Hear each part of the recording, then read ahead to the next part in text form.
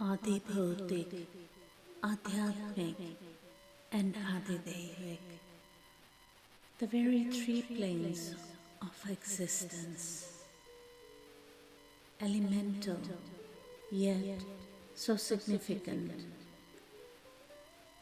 The references are available in almost all of our ancient scriptures, right from Srimad Purana to Rigveda, Skanda Purana to Atharveda, Gopaltapani Upanishad, Bhagavad Gita, Sita Upanishad, and various other scriptures. We need to understand what are the forms of these three elements. Bhutani Atmadeva. Firstly, ADHIBHAUTIK.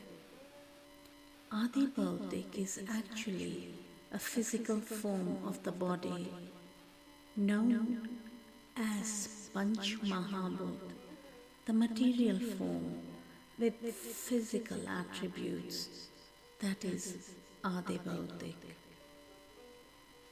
Then comes Adhyatmik. Adhyatmik in relation to nature, spiritual, the rivers, the mountains, Mother Earth, the sun rays, the sound. This is all Adhyatmik. ADHIDAIVIK, all the divine elements, astral form,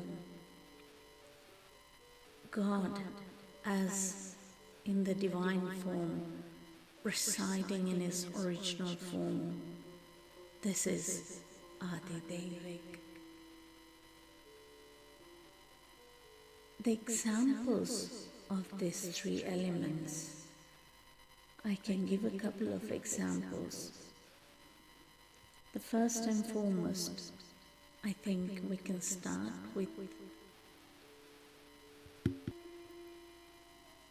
the river Yamuna.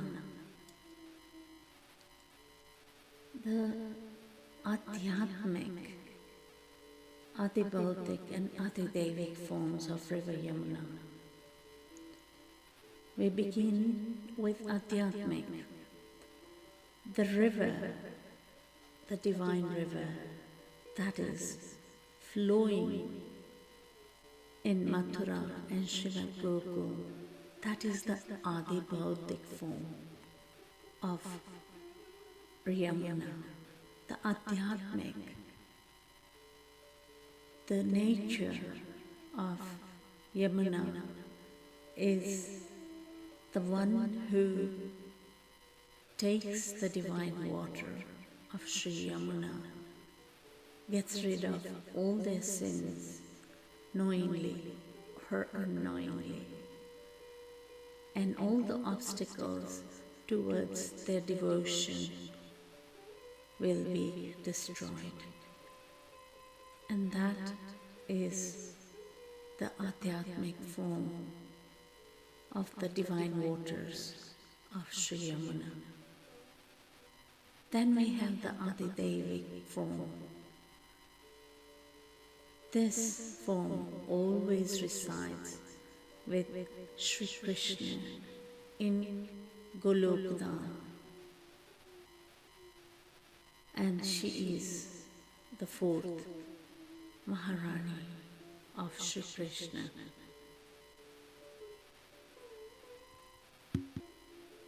Another example is of Sita ji from Ramayana. Atharvaveda, Kanda 3, Mantra 8 and 9 talks about the Bhumi Prakriti Adam form. Sita ji manifested from the Divine Mother Earth. And this form of Sitaji is the ADHIBHAUTIK form, the physical form of Sitaji.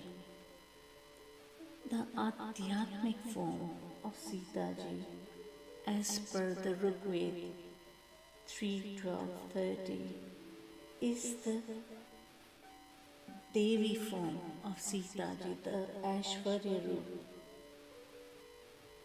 And that Aishwarya Roop, in terms of nature, the forests, the trees, and the waters, etc., the earth, that is the Adhyatmic form.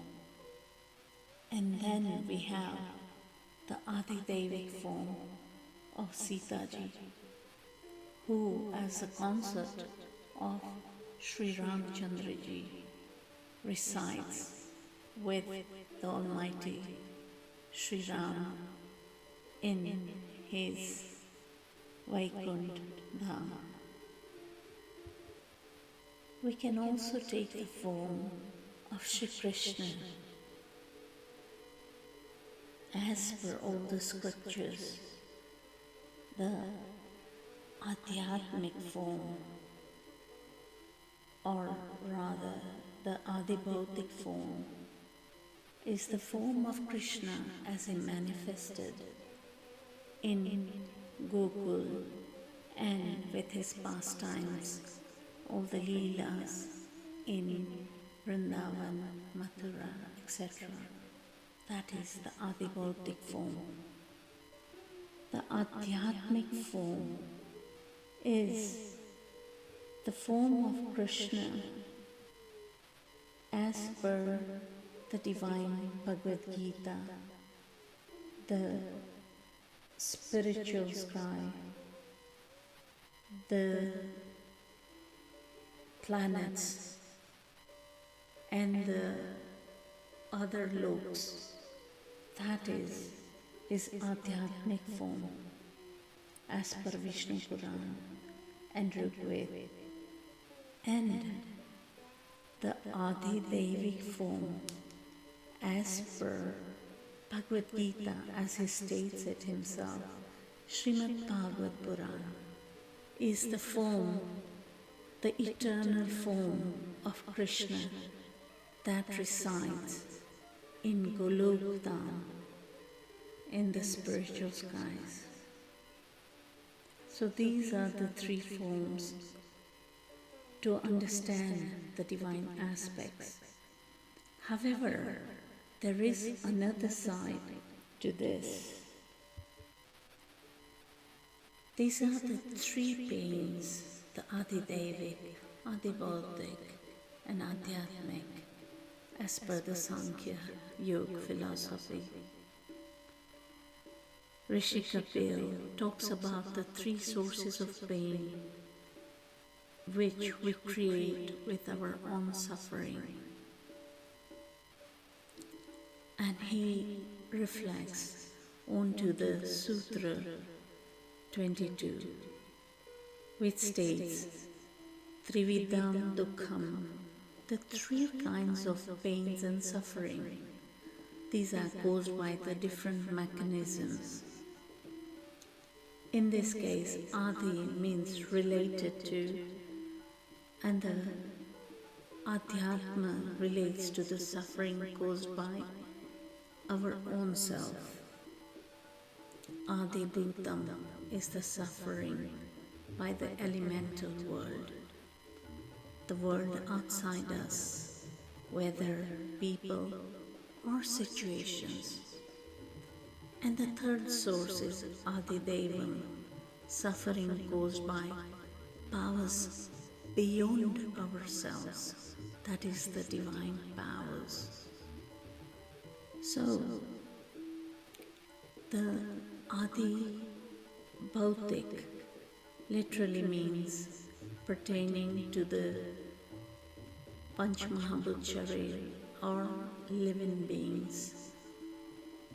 Adhyatmic means pertaining to the soul and the mind, and Adhidevik to the fate or unseen forces of God. The meaning of this is the sorrow and suffering, the Dukha or the Tao, are inevitable part of life. Knowledge regarding their origin causes even categorization, helps one to minimize their effects, but they cannot be eradicated. The scriptures call them Tapatraya, the three miseries.